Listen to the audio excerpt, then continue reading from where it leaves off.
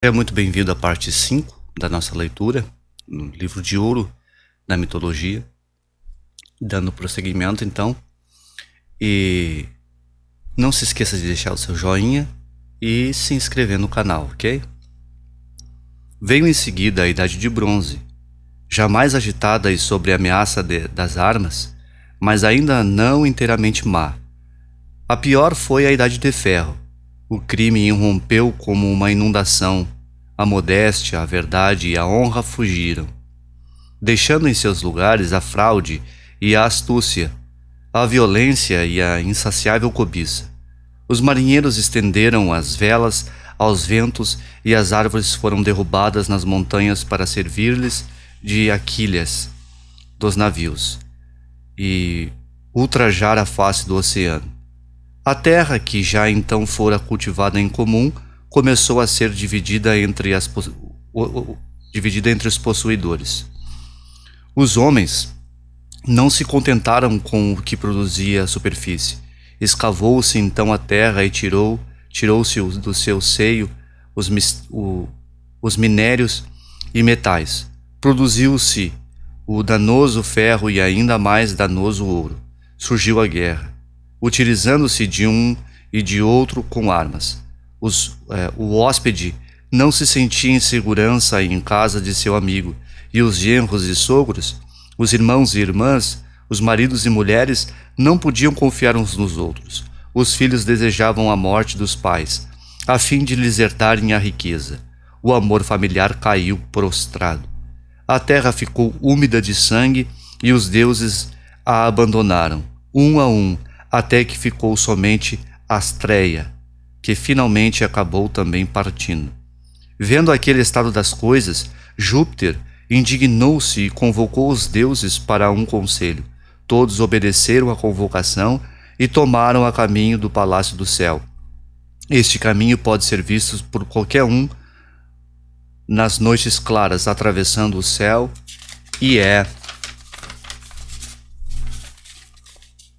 chamado de Via Láctea. Ao longo deste ficam os palácios dos deuses ilustres. A plebe celestial vive a parte de um lado ou de outro. Dirigindo-se à Assembleia, Júpiter expôs as terríveis condições que reinavam na Terra e encerrou suas palavras anunciando a intenção de destruir todos os seus habitantes e fazer surgir uma nova raça, diferente da primeira, que seria mais digna de viver e saberia melhor cultuar os deuses.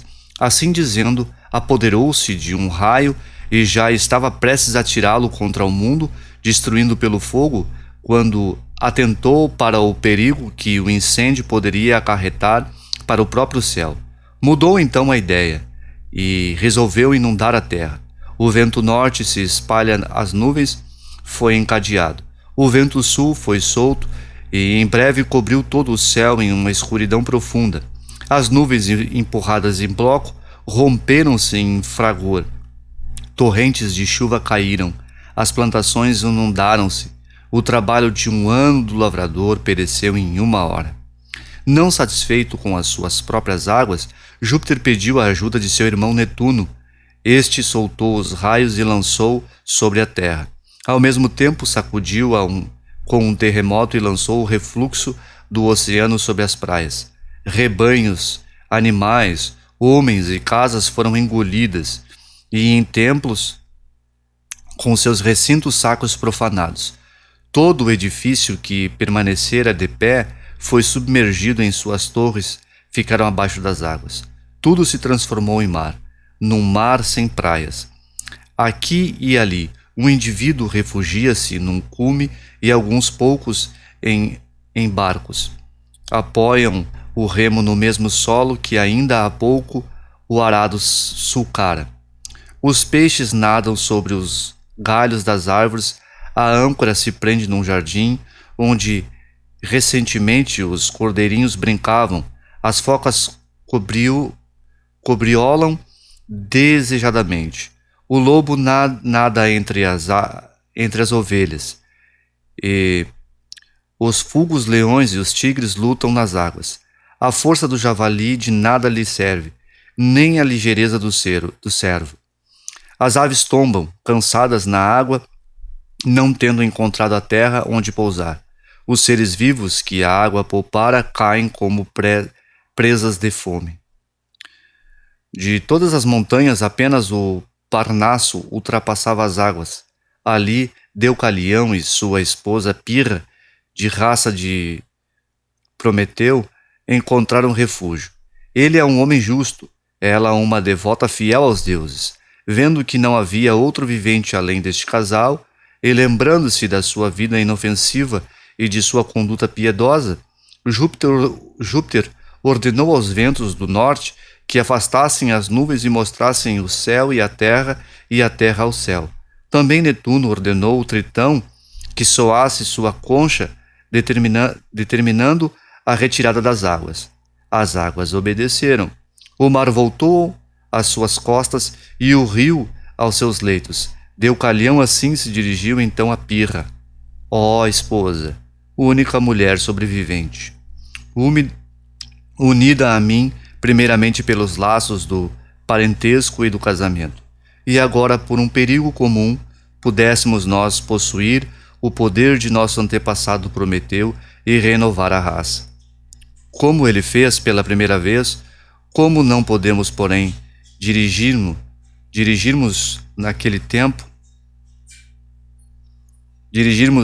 àquele templo e indaguemos dos deuses o que nos resta fazer.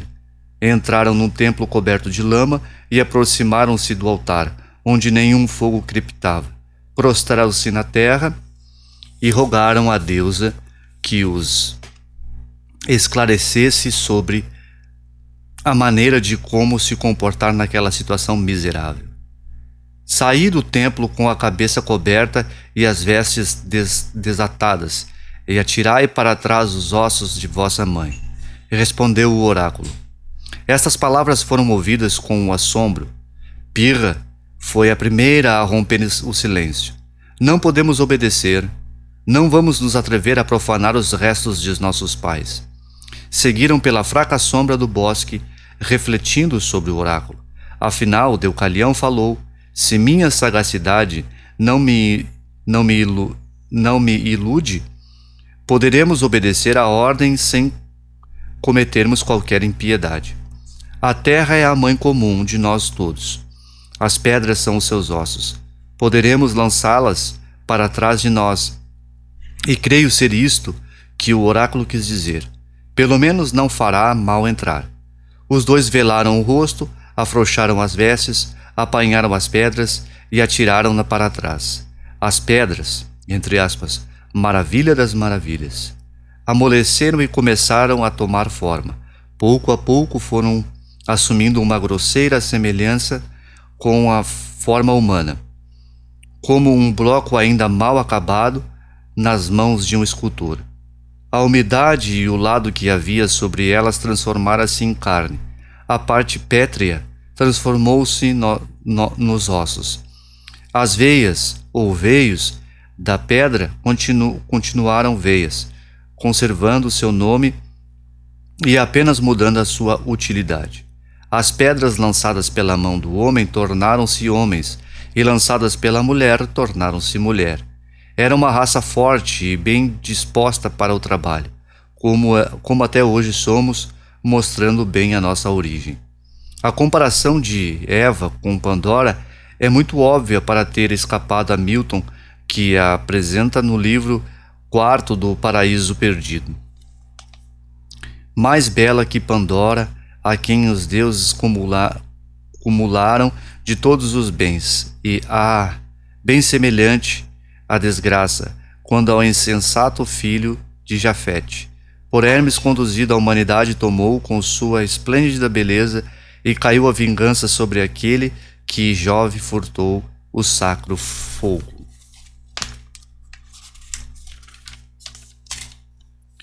Prometeu e Epimeteu eram filhos de Iapeto, que Milton mudou em Jafete.